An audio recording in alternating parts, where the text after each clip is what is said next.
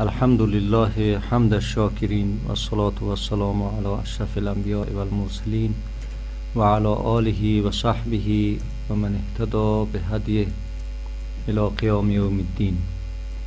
اما بعد، عزیزان گرامی، شنوندگان برنامه صبح با قرآن، در جلسه دیگری از جلسات درس قرآنی صبحگاهی با شما قرار داریم و از جناب قاری صاحب پیش میخوام تا تلاوت آیه کریمه 28 از سوره بقره که دیروز در جلسه قبل به این آیه کریمه رسیدیم بپردازم. اعوذ بالله من الشیطان الرجیم. بسم الله الرحمن الرحیم. كيف تكفرون بالله وكنتم أمواتا فأحياكم ثم يميتكم ثم يحييكم ثم إليه ترجعون. چگونه به خداوند کفر می‌ورزید با آنکه بیجان بودید و او به شما جان بخشید، سپس شما را می‌میراند، آنگاه به سوی او بازگردانده می‌شوید.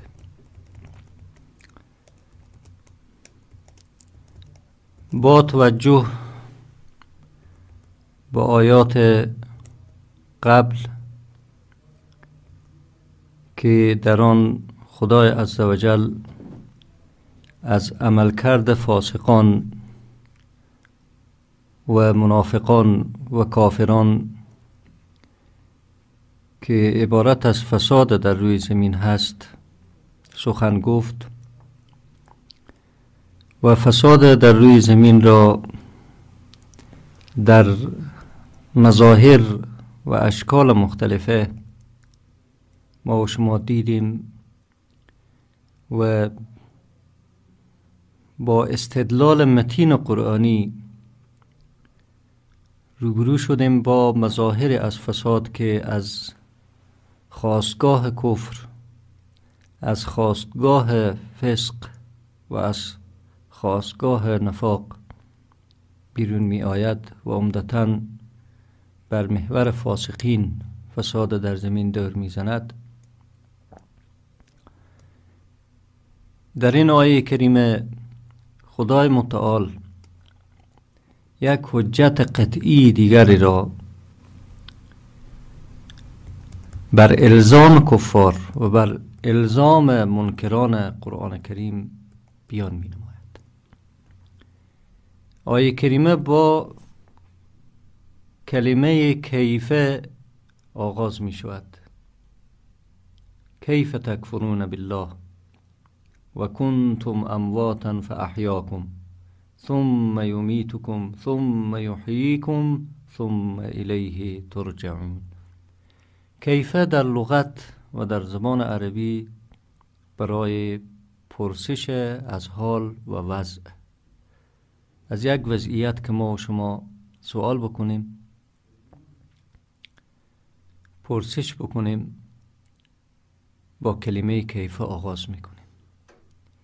خدای عزوجل در این آیه کریمه نه به منظور استفهام ولی برای تفسیر یک امر تعجب برانگیزی از کلمه کیف استفاده میکنه و در واقع میفرماید بعد از آن که ما در آیات سابق ادله کوبنده در ارتباط با آفرینش آسمان ها و زمین و آفرینش مردم بر وجود و وحدانیت خود و حقانیت دین خود و حقانیت راه خود بیان کردیم و اینها ادله بود و دلایلی بود که هیچ کسی نمیتواند منکر آن بشود فکیف بعد هذه الادله تکفرون. تقدیر این چنین می شود: چگونه بعد از بیان این همه ادله، بعد از این بیان این همه حجت‌های روشن، شما به خدای عزوجل کفر می‌ورزید؟ پس بدانید که کفر شما هیچ پایگاهی از حجت و منطق نداره. سوال و پرسش با کلمات استفهام چه در زبان عربی و چه در زبان فارسی گاهی برای طلب فهم هست، ولی گاهی ممکنه پرسش ما برای طلب فهم نباشه، بلکه برای توبیخ و برای سرزنش باشه یا برای تعجب باشه.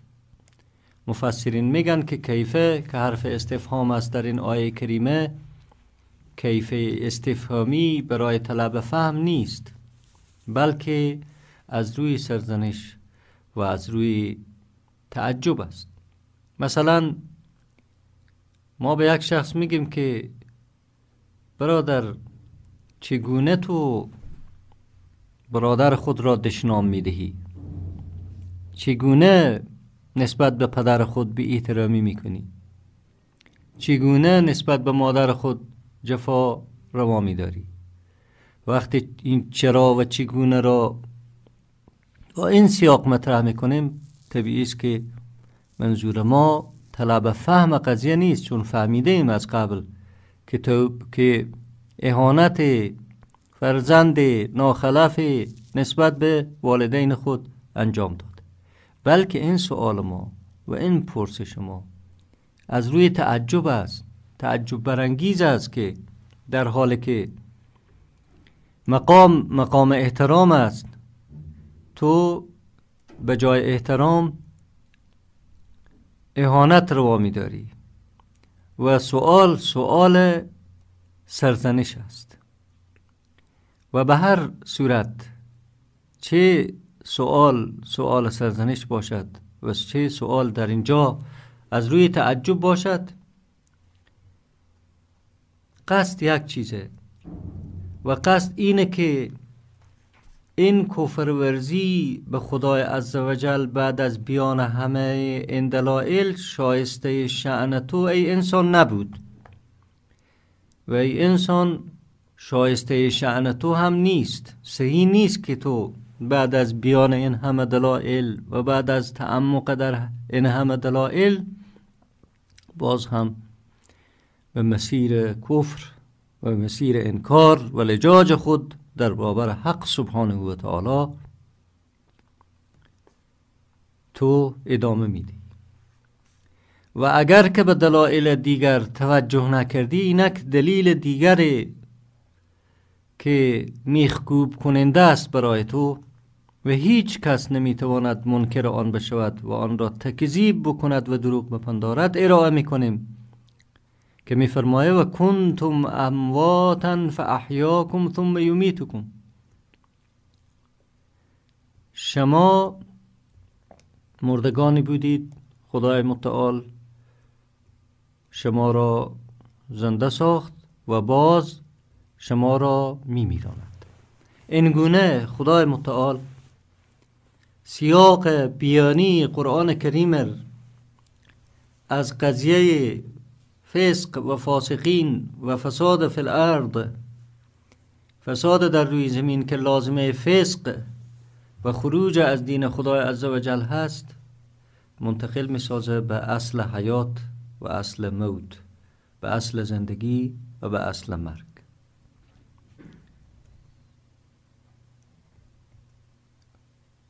و اونا رو به تأمل در این حقیقت فرا میخوانه که اگر که نگاه بکنن میبینن که زنده‌اند. در وجود اونها رگ حیات تپنده است، در عروق اونها خون حیات جاری است، در وجود اونها سیلان حیات و جریان حیات موج میزنه. بیان از خود سوال بکنن این جریان حیات را برای ایشان چه کسی ایجاد کرد؟ این پدیده اعجازگونه حیات را که خدای عزوجل از یک جماد، از یک موجود بیجان، یک موجود زنده، یک موجود دراک، یک موجود خردمند و خردورز، صاحب عقل، صاحب فهم، صاحب بینایی، صاحب حواس پنجگانه، صاحب مجموعه از معرفتها و علوم، این پدیده را از یک موجود بیجان به یک موجود زنده تبدیل کردن، این را چه کسی کرد؟ چه کسی انجام داد؟ یقین است که طبیعت زندگی چیز دیگری غیر از طبیعت مرگ است. از کجا آمد جریان زندگی؟ فایده نداره که ما از مواجهه و رویارویی با این پرسش که همیشه بر عقل و بر نفس انسانی سنگینی میکنه فرار بکنیم و بگریزیم و علت دیگری برای پیدایش حیات بدون قدرت خالق متعال که خود طبیعت دیگری غیر از طبیعت مخلوقات داره به سراغ علل موهوم دیگری برویم. یقینا این حیات از بارگاه الله جل جلاله آمده است. این نزدیکترین، منطقی ترین و عقلانی ترین جواب در رابطه با این پرسش و در غیر آن اگر کسی نمیخواه تسلیم بشه که یه حیات از بارگاه خدای متعال آمده، پس بفرماید جواب بده اگر از بارگاه او نیامده از کجا آمده. این حقیقت است که سیاق قرآنی و آیات قرآنی در این مقام ما رو به استقبال این حقیقت میبره و در برابر این حقیقت قرار میده و میفرماید کنتم امواتا و احیاکم، شما مرده بودید و شما را زنده ساخت. قضیه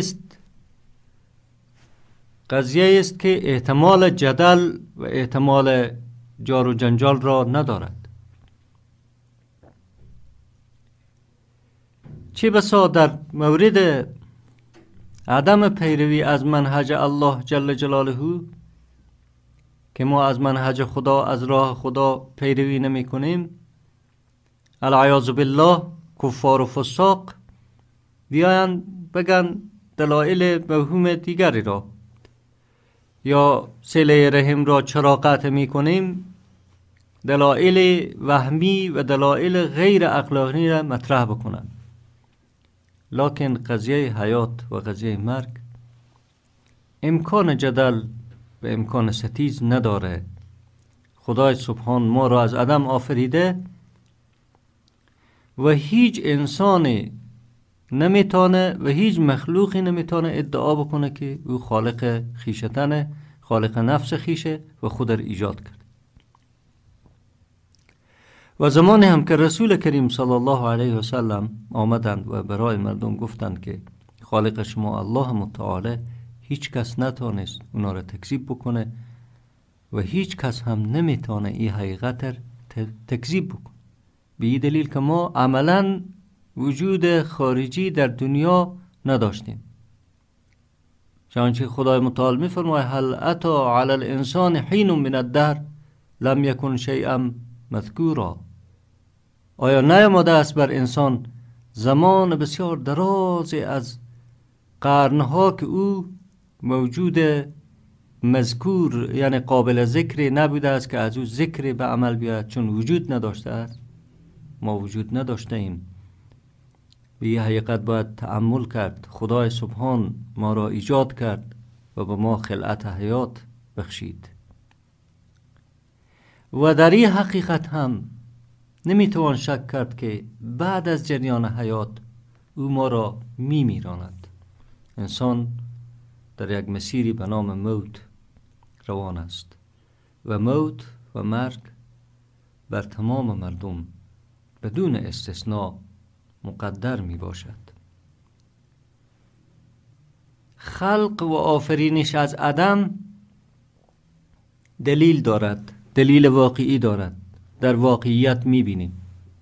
مرگ هم دلیل واقعی دارد، با حس و مشاهده میکنیم که جریان مرگ در هستی یک جریان غیر قابل انکار و غیر قابل گریزی هست. هیچ کسی در عرصه حیات از این واقعیت فرار کرده نمیتوانه و فرار کرده نتونسته، ولو که مالک تمام دنیا هم باشه از قضیه مرگ فرار کرده نمیتونه. قضیه مرگ راه مؤمنین برای رویارویی با هر ملحد و خدا نشناسی.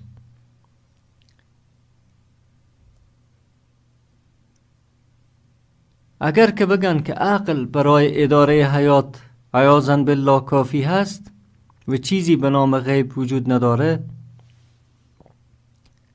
ما در پاسخ اونها میگیم که همون ذاته که در آفرینش، در ایجاد آفرینش حکم کرده و حاکمه، همون ذات در میراندن آفرینش و فنای آفرینش و فنای انسان همون حاکمه و حیات دنیا یک مرحله است بین دو سر یک قوس و یک کمان. یک سر ای کمان ای است که خدا خالق ماست و موجود ماست، ولی رحلت زندگی، سفر زندگی، کاروان زندگی به سر دیگر این کمان میرسه و او زمانی هست که چراغ زندگی ما خاموش میشه و حیات ما توقف میکنه و بنابراین ما در یک سیر و سفر حیات از الله جل جلاله هستیم که از او آغاز میشه و به سوی الله جل جلاله هستیم که به سوی او منتهی میشه و به سوی او ختم میشه. بنابراین حرکت حیات در دنیا ابتدای و از الله به حق و راستی و به صدق و انتهایم به سوی الله با مرگ و با پایان زندگی.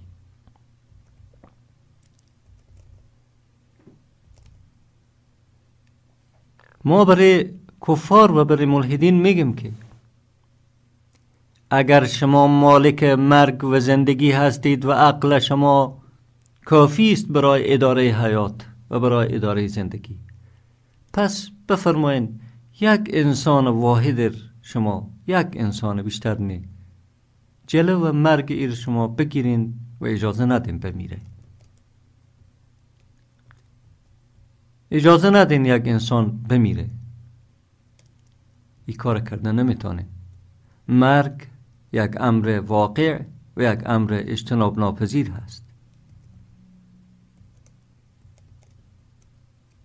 بنابراین از رحمت الله متعال به عقل بشری هست نسبت در ارتباط با پدیده های غیبی که خدای سبحان پدیده های غیبی به ذهن ما با اشیای دیگری که برای ما قابل مشاهده نزدیک کرد. وقتی ما از یک حقیقت غیبی غافلین و علم ما نسبت به او کوتاهی میکنه، خدای متعال یک پدیده قابل مشاهده و محسوس برای ما مثال زده تا با نگرش در این پدیده محسوس و قابل مشاهده به بود غیبی غیر قابل شهود و غیر قابل احساس هم پی ببریم و از این آدرس به او آدرس منتهی بشیم. مثلا اگر انسان در حالی که زنده به خود نگاه بکنه، او نمیدانه که خدای متعال چه قسم ایر زنده کرد و چه قسم آفرید. بنابراین خدای عزوجل از غیب خلقت و آفرینش در قرآن کریم یاد کرده و این غیب در مرحله اول در خلقت انسان و از او غیب این گونه یاد کرده که ما انسان را از خاک آفریدیم و از گل و از لای خشک شده و بعد از روح مخصوص که خلقت مخصوص ما هست و آفرینش مخصوص ما هست där ödemidi.